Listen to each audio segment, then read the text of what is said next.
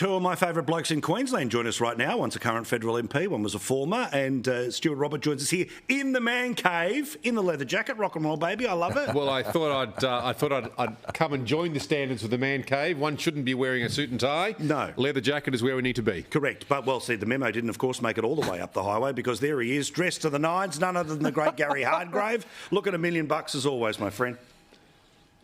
Well, mate, it's Paul Murray Live, and I feel you have to dress to impress. It's as simple as that, really. Well, either of you are welcome. It's all good. Now, a little side pedal from Albo today about The Voice. Now, remember when he was in the Red Dirt in the Northern Territory, it was a simple question. Basically, it's all about yes, no. It's all about the vibe. People vote for the vibe. And then, of course, it's been a week where people, including Senator Price, have been saying, no, detail, please. Well, guess what? You, Stuart, and other members of Parliament will actually get a chance to debate some of the detail of this before we get to referendum, because guess what? It's not a yes-no question.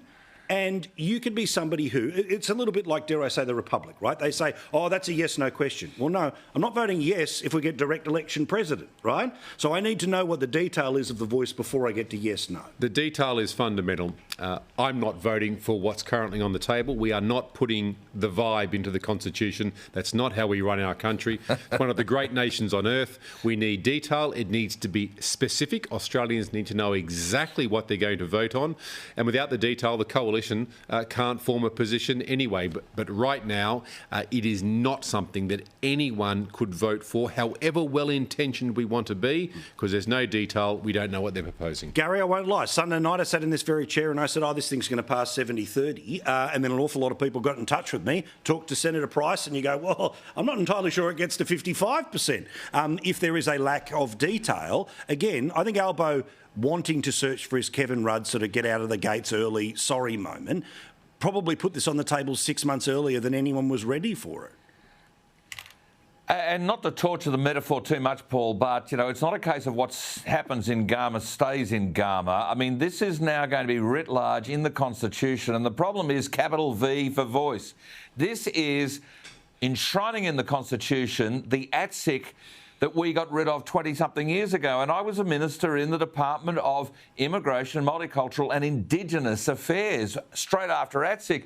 And we had to try and make sure that every department was dealing with the gap that was within their area. So no performance agreements were absent of anything about Aboriginal affairs. We wanted to make sure everybody was looked after, no one was left behind. But ATSIC had become a gravy train. ATSIC was, you want to talk about the front end of the plane, Stuart will not be able to get 1A because all of these people in The Voice, these voice commissioners, will be up at the pointy end. They'll be travelling around the world where they will not even have to put in any sort of chits afterwards. That's what ATSIC was. And we cannot enshrine in the Constitution a revisit to ATSIC. ATSIC did not solve any of the massive continuing problems for Aboriginal and Torres Strait Islander Australians. Our great shame has to be repaired, but not by this mechanism. Doesn't work for me. Also, Stuart, in the seconds before we had a chance to come on the air, you mentioned it, and I want to bring it up on the air, how the Labor Party's trying to find a way for superannuation funds, which are obviously sort of cashed-up connections to unions, to hide political donations. Now, again, if you had come up with, property developers would be able to do this, they'd be screaming forever. But unlike a property developer, unlike a tobacco company, unlike anything else, the law says I have to have my money in superannuation, so if they're then giving money to the Labor Party, it would be nice to know. Well, it's actually worse than that. The first act of Treasury, not the second or the third, the first act of Treasury was to look to roll back the regulations that say that all super funds have to disclose all of sponsorship payments, kickbacks, donations, all of those. It must be there. First thing this government has done is to change the regulations to roll back to say, no, you don't have to actually list all of the sponsorships and donations. And we know from the AFR in the last 5 years, that's been $85.5 million of members' money that's gone into superannuation that's not being invested for their future. That money has gone in sponsorship, union picnics, soft donations through to the union movement and the Labor Party.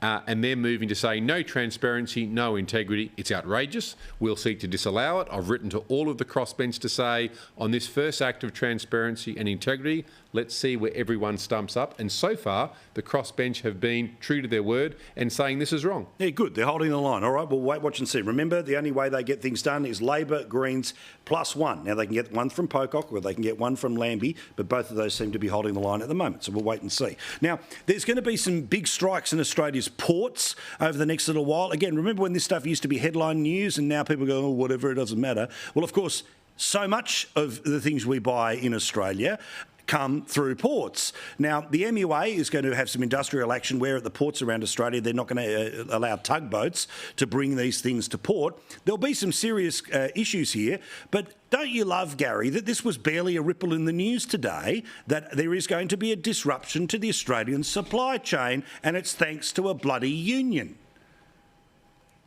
Yeah, and of course at the very worst of time, because today with a whole lot of people who are in the business of trying to build things, no one can actually nominate and put forward any quotes with any certainty about anything. Paul, we've killed off a glass industry in southeast Queensland because the inner city green lefties wanted the end of sand mining on Stradbroke Island. So none of the silicon for sealing gaps, none of the silicon for getting gloss paint, none of the silicon for making glass, all going to come imported. It's going to come through the ports. So go and buy your no more gaps, go and buy your glass, and go and buy your gloss paint, because there's a fair chance all of these other things are going to have further disruptions. Supply chains are already fractured all around the world. The last thing we need is the recalcitrance of a return to the wharfies doing their thing. They'll be loading up boots of, the car boots will be opened again, and they'll be running off with tins of paint and silicon and selling them at the pub just near the port. That's the old days, back again. You won't be able to go to Bunnings to get a draft snake. You just get a sausage, put them all together and then shove that under the door.